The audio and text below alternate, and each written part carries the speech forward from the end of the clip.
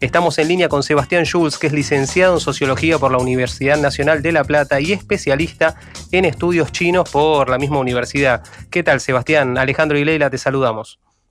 Bien, todo bien. Muchas gracias por la comunicación.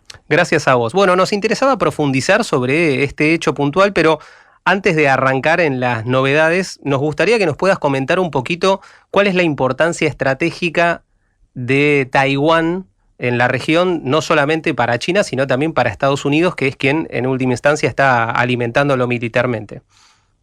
Bueno, a ver, en términos geográficos y más claramente geopolíticos, es una isla que está a poco menos de 100 kilómetros de la costa continental de China, incluso la costa más desarrollada económicamente, y que es un territorio que históricamente ha sido parte de China, que actualmente está ocupada por separatistas o una población rebelde que se exilió en Taiwán, en la isla, después de la revolución de 1949, y que desde allí ha construido una alianza, primero con Gran Bretaña y después con los Estados Unidos, que le permiten a estas potencias contar con un aliado, con una posible base de operaciones, tanto militar como de inteligencia, a muy pocos kilómetros de la costa más dinámica de China. En ese marco, Estados Unidos aspira a fortalecer una cooperación, por un lado económica, es decir, de desarrollar económicamente a la isla, pero también armarla militarmente, para hipotéticamente, y esto lo ha planteado la OTAN en ese sentido, y también los propios Estados Unidos, llevar un conflicto bélico a esa región que impacte directamente sobre el crecimiento económico de China, es decir, que impacte sobre los puertos de China, sobre las rutas comerciales del país asiático, busca coartar un poco las bases del crecimiento económico en esta disputa geopolítica en donde China se posiciona como un nuevo polo de poder a nivel global, disputando capacidades estratégicas de los Estados Unidos, y por eso para los Estados Unidos es importantísimo fortalecer las relaciones con la isla y apoyarla tanto económica como militarmente. Uh-huh. Sebastián, ¿cómo estás? Acá te saluda Leila. Te quería preguntar por esa contradicción, porque Estados Unidos, por un lado, adhiere al principio de una sola China, por otra parte lo que vemos es que, tensa bastante las relaciones en lo que refiere a Taiwán. ¿Cómo se percibe esto desde el lado chino? Bueno, como una gran contradicción, y a su vez como esta idea de doble rasero que habla chino, de doble vara, de, por un lado, frente a la comunidad internacional, sostener este principio que vos decías bien, Leila, de una sola China, que lo que significa es que reconocer que Taiwán es parte de China, y que el Partido Comunista es el legítimo gobernante de China, y por ende las relaciones diplomáticas y económicas Estado-Estado se hacen con la República Popular China, uh-huh. Y por otro lado, financiar operaciones militares y dar ayuda económica unilateral a los rebeldes que hoy están ocupando la isla. Imaginémonos lo que pasaría en el sentido inverso, que por ejemplo Puerto Rico o Hawái o cualquier territorio extracontinental declare unilateralmente una independencia o una solicitud de autonomía que sea desconocida por los Estados Unidos y que China ayude militarmente a este país, digamos. Eso desencadenaría inmediatamente una guerra, algo que no está pasando hoy, producto de que China no busca llevar el conflicto a este lado. Pero es una contradicción muy grande, porque como vos decís, Estados Unidos reconoce que Taiwán es parte de China, pero por otro lado ayuda militarmente, vende armamento a Taiwán en contra de China. Uh-huh. Y también quería preguntarte por las alianzas multinacionales que también se dan en la zona del Indo-Pacífico. AUKUS por un lado, que es más reciente, Estados Unidos, Reino Unido y Australia, y QUAD, que también incluye a Japón y a la India.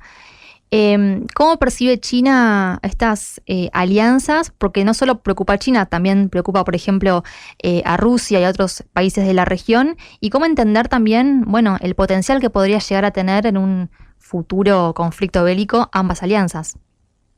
Bueno, creo que yo entiendo que frente a la imposibilidad de disciplinar a China por el medio económico, es decir, mediante la política de sanciones comerciales, de aranceles, de manipulación de la tasa de interés de la Reserva Federal, frente a la incapacidad de disciplinar a China en ese sentido, Estados Unidos lo que está buscando es forzar y prepararse para situaciones de conflicto, ¿no? Vos mencionabas muy bien la proliferación de alianzas militares que Estados Unidos está construyendo en la región, tanto con Australia como con Japón, con la India, con Nueva Zelanda, tanto el Quad para la construcción de submarinos nucleares, es decir, dotar a Australia de capacidad nuclear, pero también el Five Eyes junto con la India, junto con Canadá, entre otras, como podemos mencionar también la construcción de bases militares en Filipinas,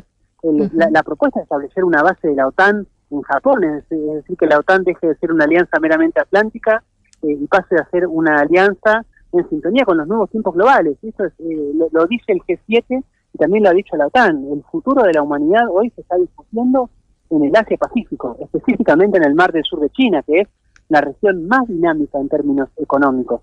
Ahora, yo creo que frente a esta proliferación de estrategias militares de Estados Unidos en la región, China lo que está construyendo es una articulación muy fuerte entre los países de la región en términos económicos. Creo que el acuerdo de cooperación comercial denominado RCEP, que China impulsa junto con Japón, Corea del Sur, Australia, Nueva Zelanda y los países del sudeste asiático, habla un poco de esta necesidad de los países de fortalecer la cooperación económica y de lo peligroso que sería para toda la región un conflicto bélico a gran escala. Es decir, pensar que un conflicto en Taiwán solamente perjudicaría a China es no entender el estado de situación global, porque China es el principal exportador y importador mundial, es decir, el país que más le compra y le vende al mundo. Una crisis comercial de China impactaría en prácticamente todos los países del mundo, inclusive, por ejemplo, en Argentina, pero principalmente en los países de la región. Por ejemplo, Japón, el 50% de su comercio es con los países del Asia-Pacífico. Lo mismo podemos decir de otros países como Corea del Sur o la propia Australia, que tiene como primer socio comercial a China. Entonces, bueno, ahí es donde están las contradicciones de la estrategia norteamericana y la dificultad que tiene de llegar a un buen puerto, es decir, de poder forzar a que el resto de los países estén de acuerdo en generar un conflicto militar con China en las aguas del Mar del Sur.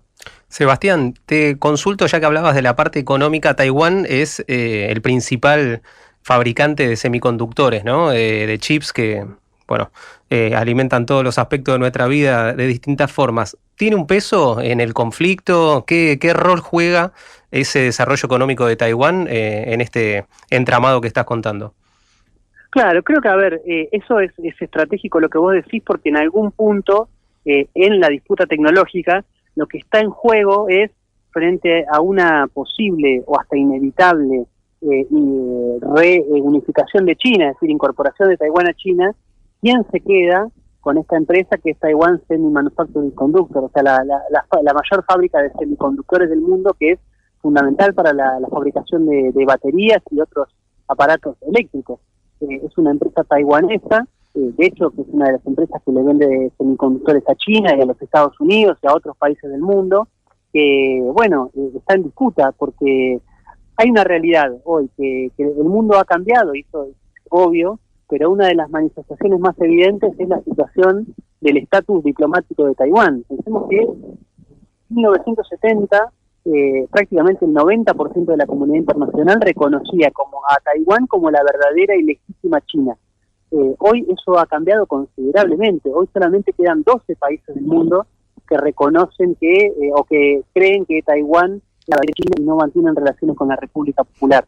Y ese número baja todos los años cada vez más. De hecho, de esos 12 países, 9 son de América Latina y el Caribe, pero muchos son islas del Caribe o islas de Oceanía, son países con muy poco peso político, y eso está disminuyendo. Es decir, nos vamos a encontrar en los próximos años con que cada vez menos países van a reconocer a Taiwán, lo que va a llevar inevitablemente, y está claro, a que se sincere el estado de situación, que es que por términos geográficos y por términos históricos, y porque es reconocido así por la comunidad internacional, Taiwán es parte de China, y los separatistas deben ceder en su estrategia.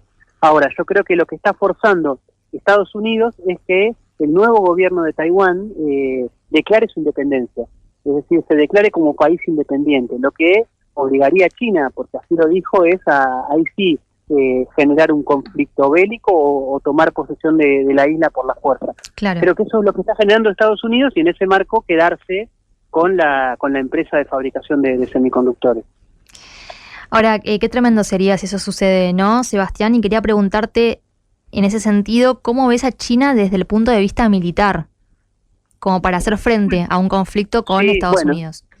Eso es interesante, Leila, la pregunta, porque yo creo que era hasta hace 3 o 4 años, era una situación que China buscaba evitar, porque China, digamos, quizás no sentía que podía ser derrotada militarmente, pero incluso venciendo militarmente sería una victoria pírrica, porque tendría efectos devastadores para su economía. A ver, es una estrategia norteamericana de toda la vida, llevar las guerras lo más lejos posible de su territorio, para destruir las economías afectadas y que su economía salga fortalecida.